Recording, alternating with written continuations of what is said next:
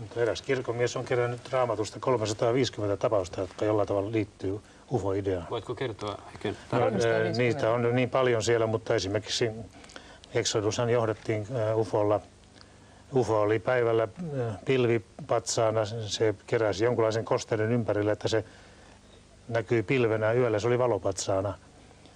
Mooses kävi radiopuhelimella eli Uurimilla ja Tuurimilla radiopuhelin yhteyttä tähän pilvipatsaaseen, ja sitten kun ne huomasivat, että kaikki mitä he pyytää, niin se toimitettiin, niin silloin piti kivitauluihin löydä semmoinen pykälä, että älä turhaan lausu Herra sinun nimesi, eli älä pidä sitä jaksoa varattuna niin pitkään.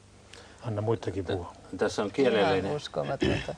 on tietysti kielellinen ongelma, että koska Raamatun aikaan ei ole käytetty tämmöisiä sanoja kuin avaruusolento ja ufot, niin jotain sanaa siellä on käytetty. Ja itsekin olen sitä mieltä, että osa noista Raamatun tapauksista on selitettävissä ufo-tapauksena.